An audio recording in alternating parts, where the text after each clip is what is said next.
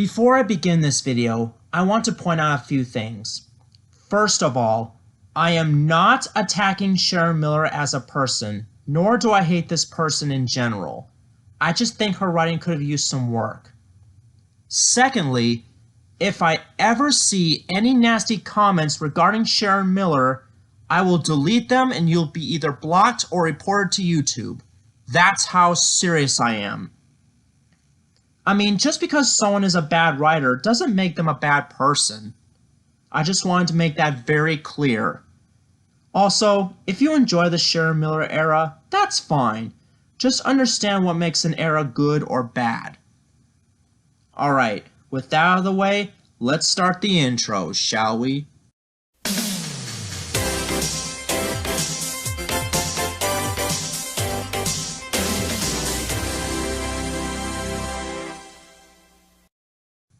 Hello everybody, Trevor here, and welcome to another top video. It's no secret that I'm a huge fan of Thomas the Tank Engine. In fact, I consider it my #1 most favorite preschool show of all time, with Theater Tugboat being second. However, that does not mean that the show is 100% perfect. Like all good shows, this one has plenty of duds. I talked about Big World Big Adventures in another video, and I already said that it was a mixed bag overall, even though the movie itself was pretty bad. But let me tell you, it's nothing compared to the utter boredom and crap that is the Sharon Miller era. The reason why this is my least favorite era of the show is because of the annoying and unnecessary repetition, alliteration, and rhyming. Don't get me wrong, I enjoy alliteration and rhymes, but it doesn't work for Thomas because it's basically filler. Sure, there were a few rhymes in the Railway series, like in the beginning of The Sad Story of Henry, but that was only for one scene. It's fine in Dr. Seuss because, for one thing, Dr. Seuss was a poet. Second of all, the stories themselves are supposed to be repetitive. They're supposed to have alliteration and rhymes. The Dr. Seuss stories even had great execution and memorable morals. And that's what makes Dr. Seuss wonderful. But it doesn't work for Thomas in this case because it's meant to be taken as realistically as possible. My point is, I don't want every single kid's show to be like Dr. Seuss. Another reason why I don't like the Sharon Miller era that much is because the main protagonist in each episode is the moron, while the side characters have at least some brain cells. I could go on and on about why I dislike seasons 13 through 16, but then we'd be here all day. So today, I'm going to express my top 10 worst Sharon Miller episodes of all time. For this list, I am only going to include the episodes that were written by Sharon Miller herself, so I'm not going to include Wonky Whistle since it was written by Neil Benn. And besides, if I put this episode as #1, then it would be too cliched.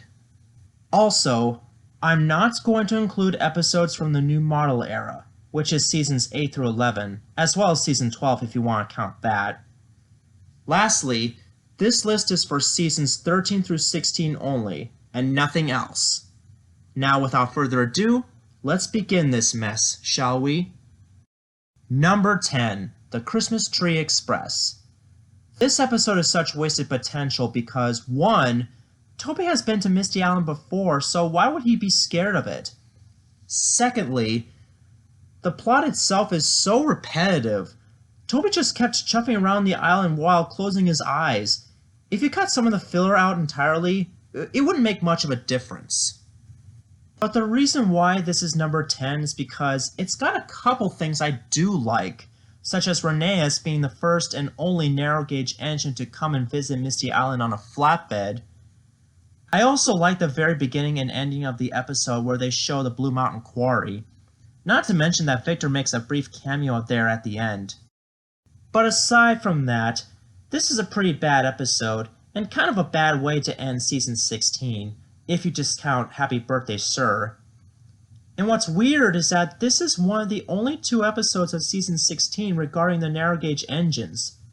I suggest you watch Don't Bother Victor because that has a better plot despite the episode's flaws. Number 9. Henry's Magic Box. This is one of my least favorite episodes of season 14. In fact, I consider it one of the worst in that particular season. For starters, Henry should know better than to not know where the forest came from. He just spends most of the episode trying to find that stupid box full of trees. Now, I don't mind Henry being shy and timid, but I do mind the fact that they made him a gullible and bumbling idiot in the hit entertainment era.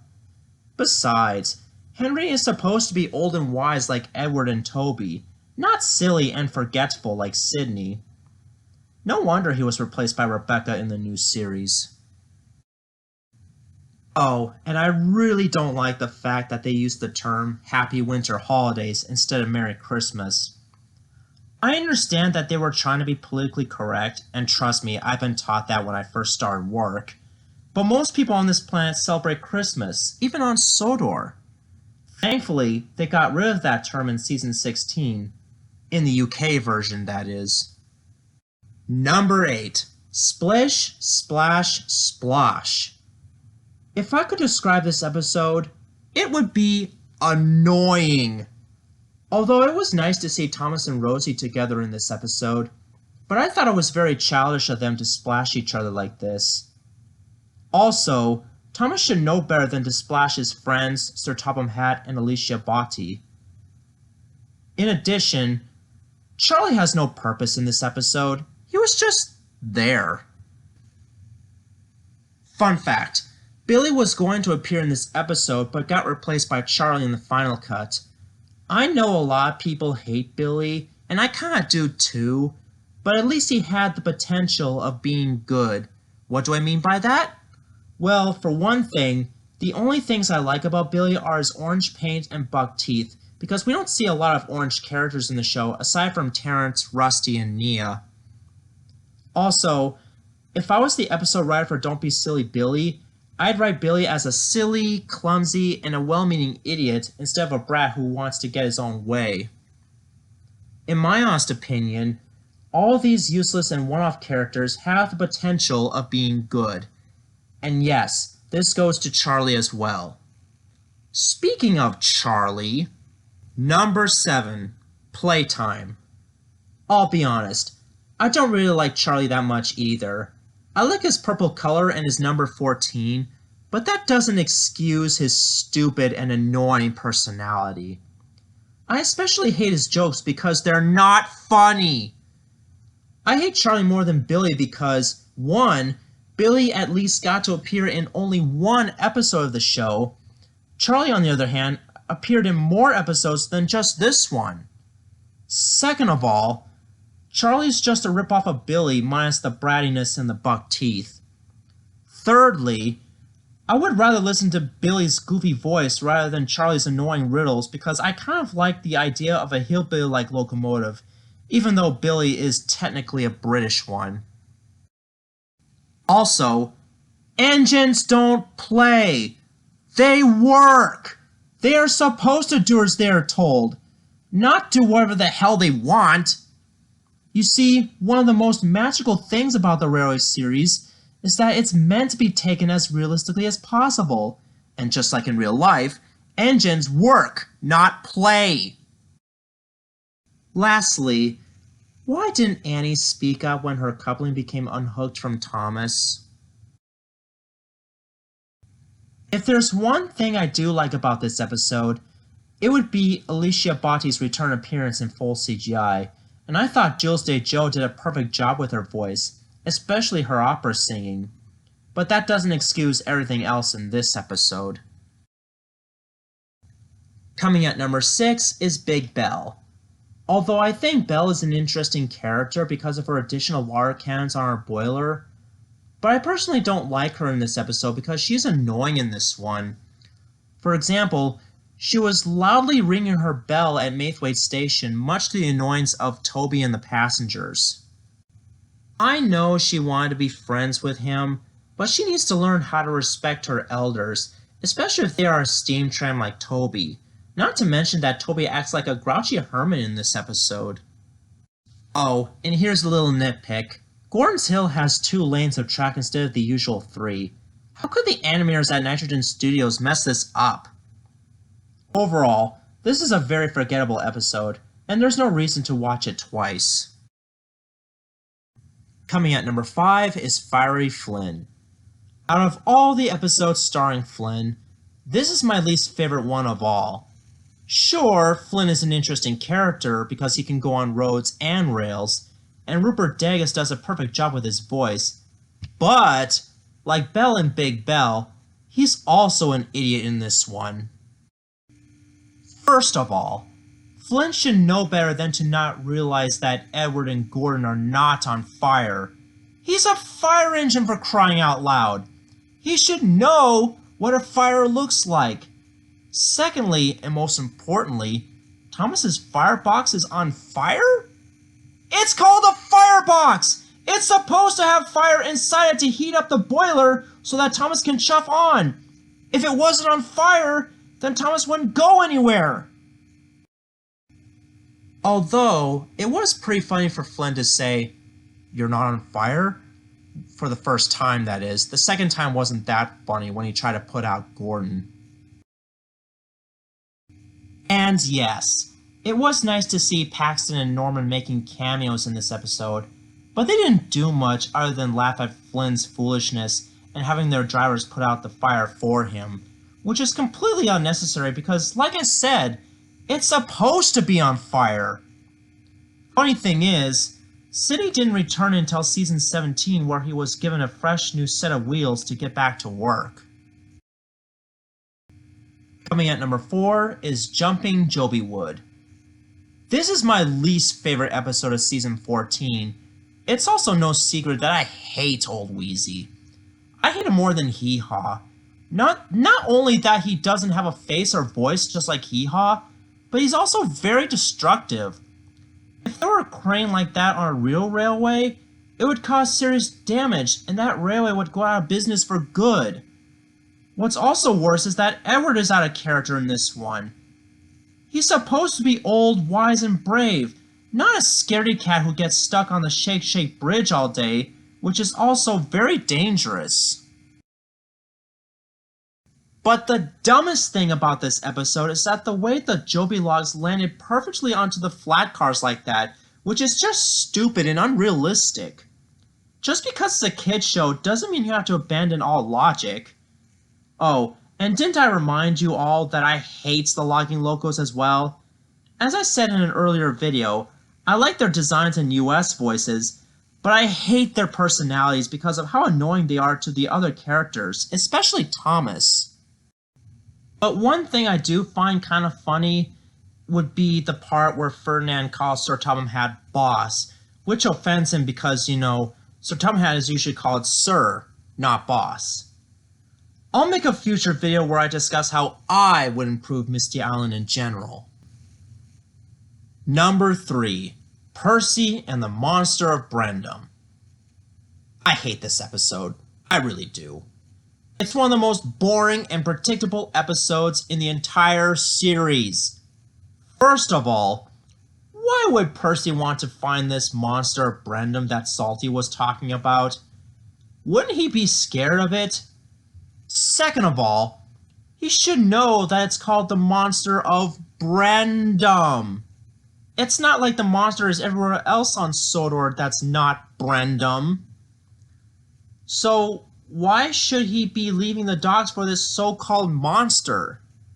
Oh, and spoiler alert, it's very obvious who the real monster of BRENDAM is. But I'll get to that later in the video.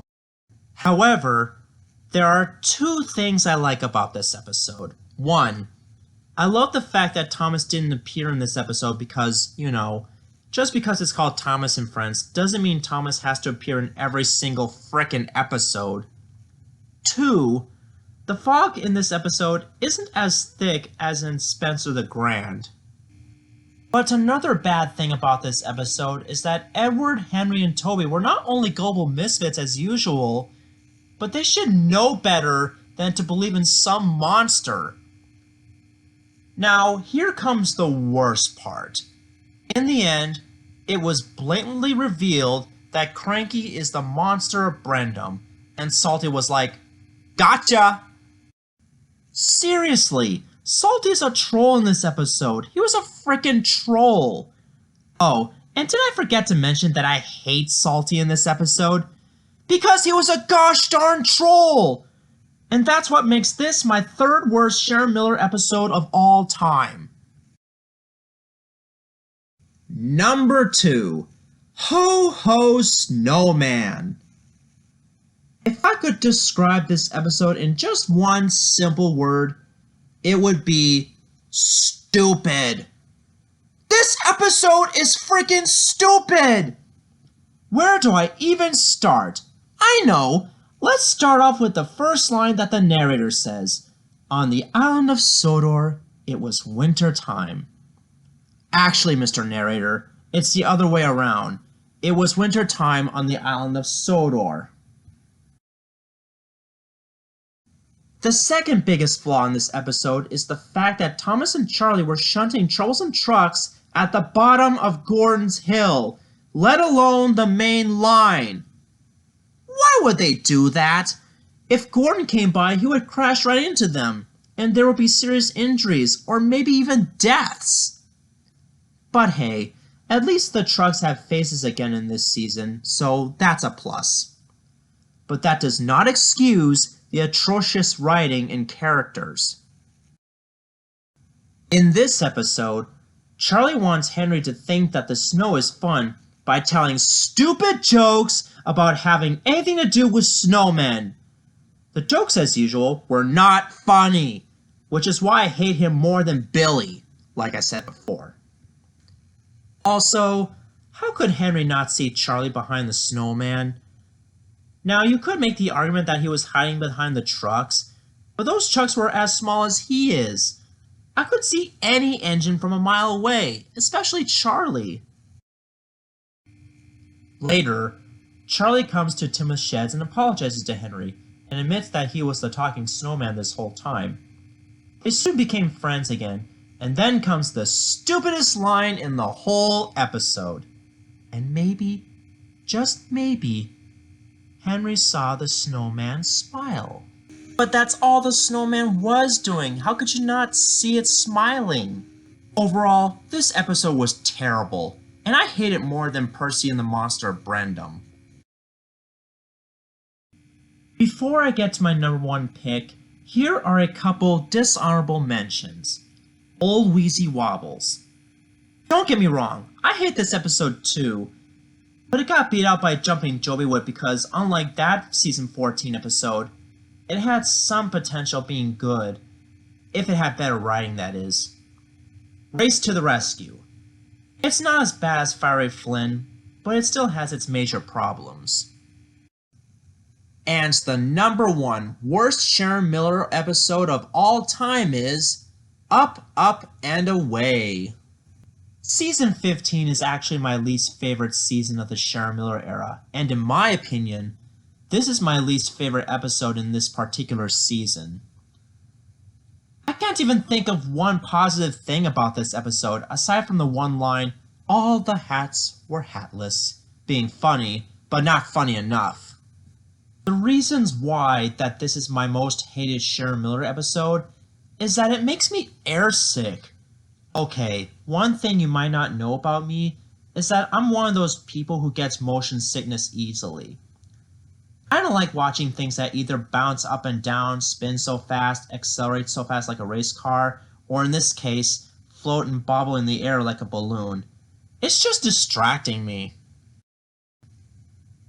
Also, are we supposed to believe that Mr. Bubbles can blow up all these balloons by himself? Man, he must have had pretty huge lungs.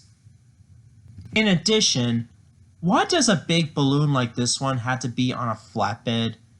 I understand why Hit Entertainment did this for visual sake, but at the same time, it goes against the realism of the show. Why can't they put the balloons inside a box in a van and have them be blown up later when they arrive at their destination? Because there's a good chance that it might lift the flatbed up in the air because of how small it is compared to the blown up balloon. Hell, I'm not surprised that the writers still make this reference in later episodes like Dowager Hat's Busy Day. Can we please stop referencing this episode in the future? Because it's not funny. And that's why Up, Up, and Away is my #1 worst Sharon Miller episode of all time. As I said before, I don't hate Sharon Miller as a person. I'm sure she's a really nice gal in real life, unlike some people. I just think her writing needs a lot of improvement. However, she does a great job as voice director, as well as being the voice of the Queen in Thomas and the Royal Engine.